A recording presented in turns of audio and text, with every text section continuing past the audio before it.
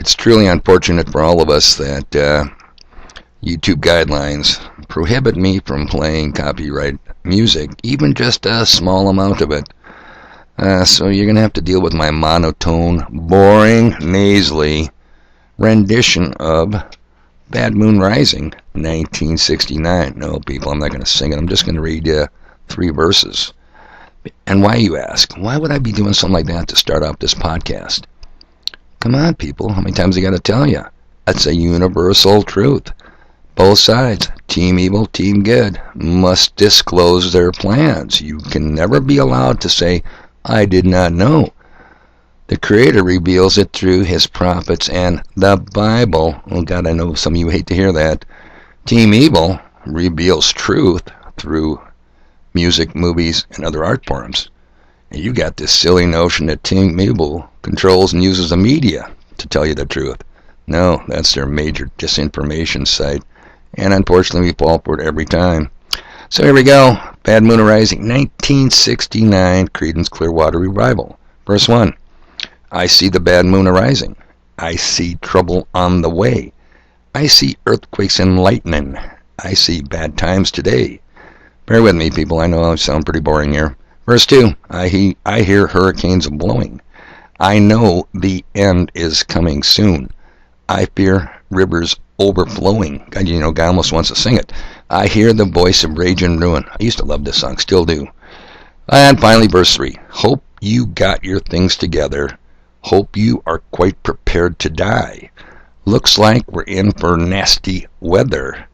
One eye is taken for an eye. Oh yeah, nasty weather.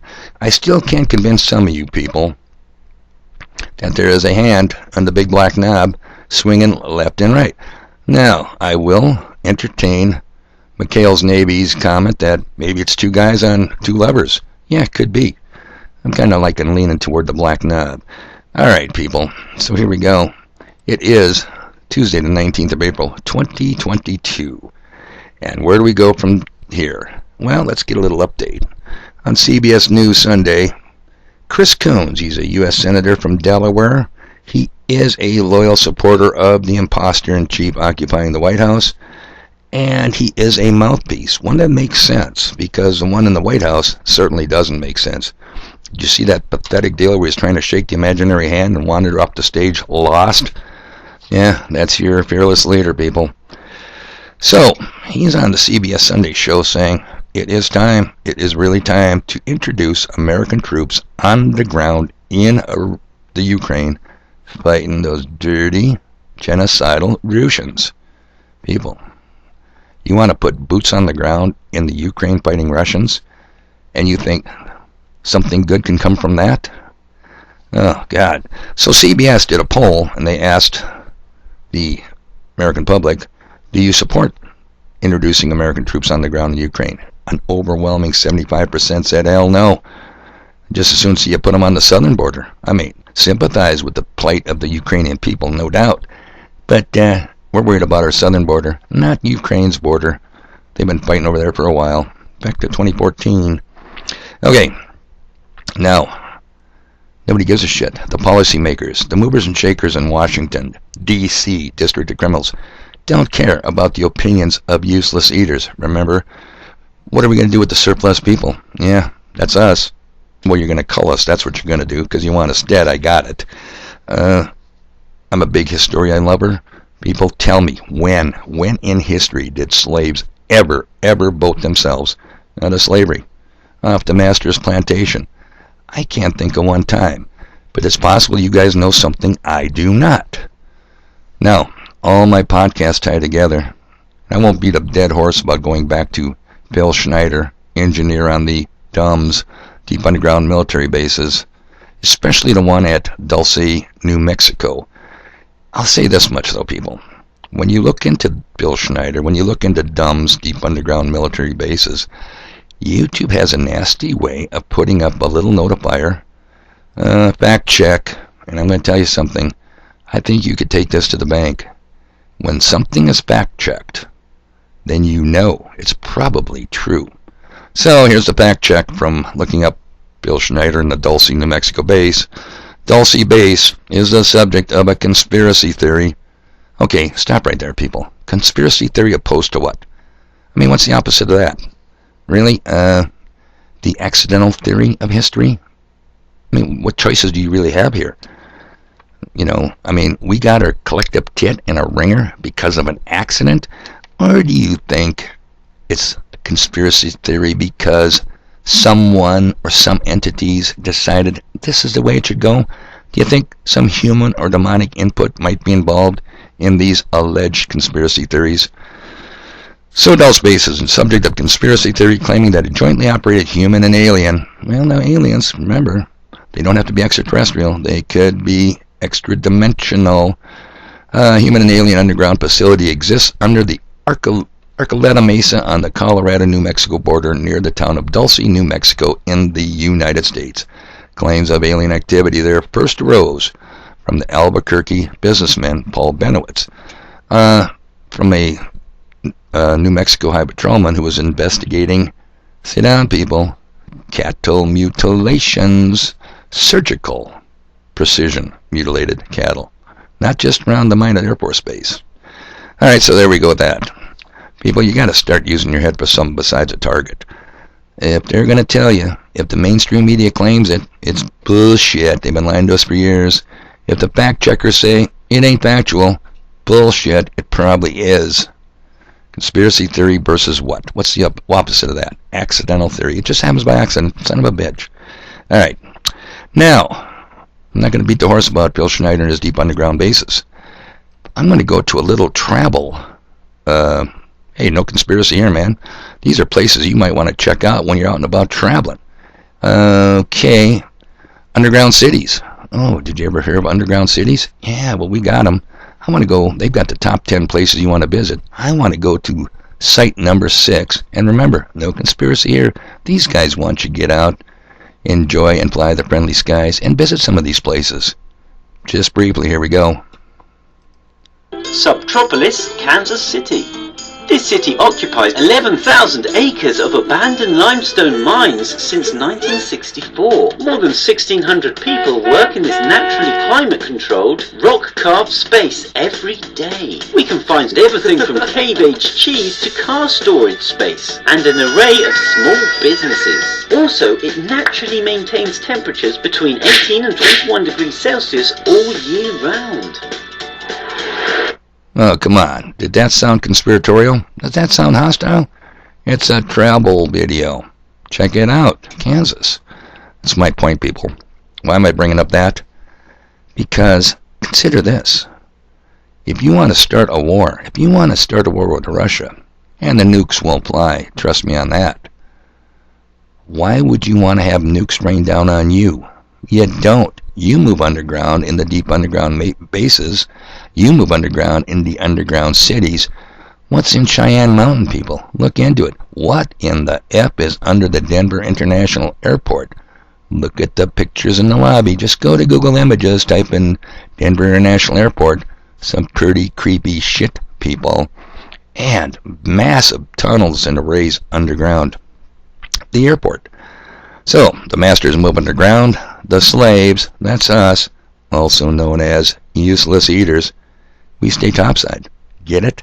We get the shit dropped on us. They don't.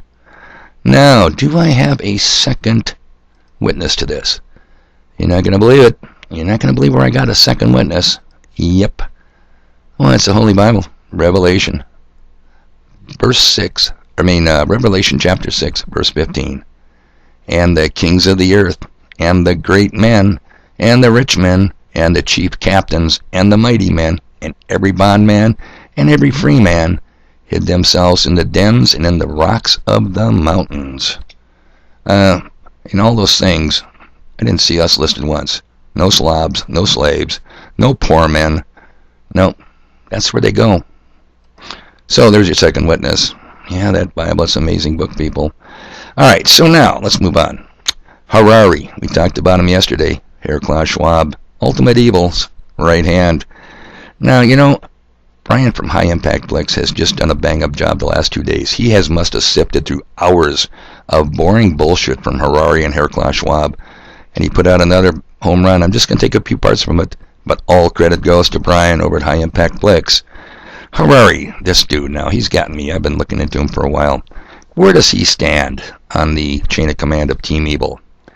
I'm going to hazard a guess, people, and say he's slightly above the midway point. Kind of a spokesman that is in the know, if you know what I'm saying. But is he a top dog? No. No way. Not possible. All right, here we go. I'll try to break this up with a few comments. Pay attention. We are probably one of the last generations of Homo sapiens, because in the coming generations we will learn how to engineer bodies and brains and minds. Now, how exactly will the future masters of the planet look like? Future masters of the planet? Hey, I said it long before Harari did. I'm older than he is. This will be decided by the people who own the data. Now, why is data so important? Why is data so important that you guys volunteer to him continuously on Facebook and other social media sites? Look at the swabs, remember, from the last 2 years? Some through the nasal cavity in, was it China? They're rubbing the assholes with them. Two things there, people. It collects data, no doubt, but does it leave something behind? Just something to think about. It's important because we've reached the point when we can hack not just computers, we can hack human beings and other organisms. Science is not really, at least this is my view as a historian, science is not really about truth, it's about power. Science is not really about truth, it's about power? Well, where did we hear that before? Oh yeah, in the Bible, science so-called. They're going to screw you up, people. They're going to call it science. You live on a spinning wet ball. You're just a little microspeck in a vast, ever-expanding universe. Yeah, there's your science. I think maybe in a couple of decades when people look back, the thing they will remember from the COVID crisis is this is the moment when everything went digital. And if this was the moment when everything became monitored. That we agreed to be surveyed all the time. We agreed to be surveyed. We agreed to wear the mask. We agreed to stay at home and shut the fuck up. Pretty sad. The slaves are just like cattle, and they sure hurt us around. Not just in authoritarian regimes, but even in democracies. And maybe most importantly at all, this was the moment when surveillance started going under the skin. Because really we haven't seen anything yet. Right? Today, we have the technology to hack human beings on a massive scale. Yeah, I mean, everything is being digitalized, everything is being monitored. In this time of crisis, you have to follow science. It's often said that you should never allow a good crisis to go to waste. You never want a serious crisis to go to waste. Rahm Emanuel, remember him? Mr. and Mr. Obama's chief of staff. And what I mean by that, it's an opportunity to do things that you think you could not do before. Never waste a good crisis. Holy smokes, a piglet just caught onto my screen. The Hildebeest. Yeah, that was her. Because a crisis is an opportunity. It's an opportunity to do things that you think you could not do before. You should never allow a good crisis to go to waste. To also do good reforms that in normal times people will never agree to. Good reforms. Good defined by who? The slaves and the slobs? The useless eaters? Hell no, people. Wake up. Good reforms to the masters of the plantation.